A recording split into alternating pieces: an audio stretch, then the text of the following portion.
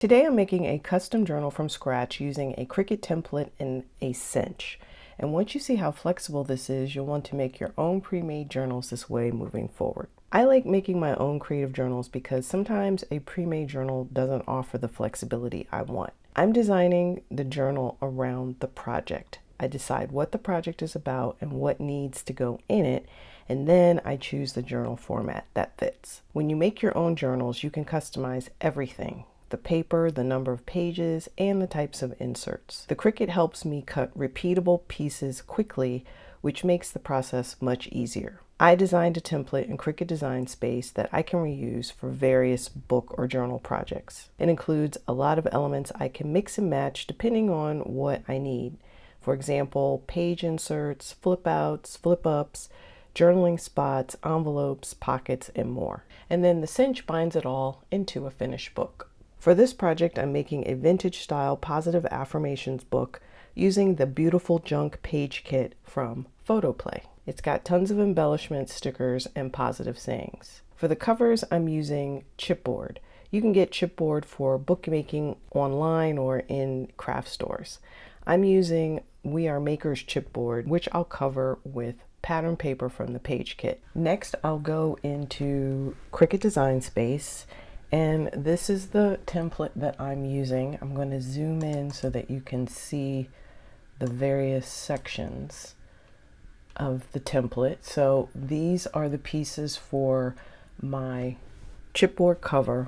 And generally, I like to cut my chipboard covers with a heavy-duty trimmer as opposed to having Cricut cut it. But if you have a Cricut maker, then you can certainly use the knife tool to cut your chipboard covers with that tool. If you don't have a maker, you can cut chipboard with a guillotine trimmer or another cutter designed to handle it. Other thing you want to have for your chipboard are the inside pages or heavy cardstock. So I tend to like to make my journals with heavy cardstock, but you could use craft board or something a little heavier than regular cardstock if you want your inside pages to be thicker or sturdier. But for the most part, I tend to use the heavy cardstock for the inside pages. Then over here, these are the different pattern papers or plain cardstock papers that I would use to cover these pages. So generally what I would do is I would cut out however many pages I needed for this, and then I have these pattern papers over here to cover those inside pages. And I just made, about 8 of these for coverage. Anything that I don't want to use or don't need to use, I can come over here to my layers panel, and as you see, I have them grouped, and I can use the eye and turn those on or off. The other piece I have is paper for my front cover, so that would be for these pages here. And then I have paper for the inside front cover, which would be, you would cover your chipboard pieces, and then on the inside you would cover any chipboard that's still exposed with these papers, and that could be pattern paper or cardstock. I also have a trifold flip flap insert, and then I have these envelopes and pockets that I can cut from cardstock or medium weight pattern paper. And these are just various designs that I have used. Again, if I didn't want to use all of them, I can turn off the ones that I'm not interested in doing. And these were made by using the merge tool and combining different shapes to create the envelope. If that's something that you're interested in learning how to do, leave a comment below, and I'll see if I can put together a video or a workshop for that. Next, you're going to start decorating the pages. You're going to glue pattern paper to your covers. I use bookmaking glue to cover the chipboard. You're going to decorate the pages however you like. Using a paper kit makes it easy because there are all kinds of elements you can add to your pages. Make sure you leave a margin on the sides of your pages to accommodate for the cinch coil. I'm using a 5/8 inch coil for my book, so I need to leave at least that much space so that the holes don't cut into the parts of my design.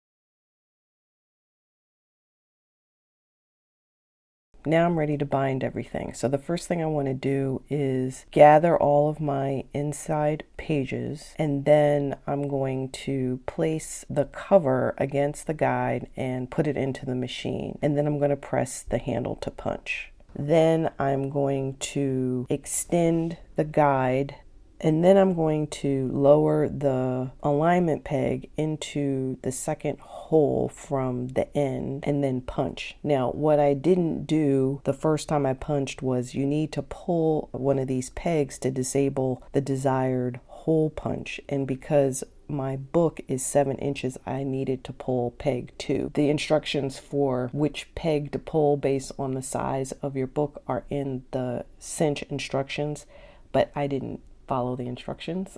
So I messed that part up, and I'll either cover that up or just leave it as is. But generally what you want to do is you want to put the page into the machine, pull down the handle to punch, slide it over to the left, put the peg in the second hole from the end. Then you're going to pull one of these turquoise pegs to disable one of the hole punches. And so because my book is 7 inches, I need to pull peg number 2, and then you get a cleaner punch. So to bind, you're going to add your coil to the side here, and then you're going to thread the sheets onto the binding. Now the trick with this is that you have to first thread the inside pages onto the coil, then the front cover, and then the back cover, so that the front and back covers are facing each other. And then when you finish binding, you just flip the back cover back around to the back, and everything should be in order. And then you're ready to cinch the coil. So you need to turn the knob to adjust the cinching bar, and the numbers on the top indicate how big the wire is. I'm using a 5/8 inch wire, so I need to turn the knob to that to set it. And then I'm going to kind of gather all of my pages and the wire together, making sure that the opening of the wire lies flat or pushes flat against the body of the tool, and then hold the wire in place and then slowly push down on the cinch. The wires should slightly cross each other. Now you might have to kind of do a little extra handling to make sure that the wire closes correctly, and you want to watch to make sure that your fingers are not in the way. So then when you're finished, you're going to trim off the extra coil, and I could have done that before I started cinching, but I tend to like to wait after I close the coil to cut it. So then you just get some tweezers and you trim that, and then you turn the wire a little bit to make it hidden so that, you know, it's not snagging anything. That part is usually tricky and it takes some practice. You could probably make this project with the thermal cinch. Let me know in the comments if you want to see a video about that. So here's the finished project. I really like how it came out because I love the vintage feel. I love all of the affirmations in this kit. And you can use any page kit, you know, mix and match the inserts, come up with different designs, anything to customize this project to your liking. And this is why I love making my own journals, because I get to build exactly what I want based on the project that I'm making.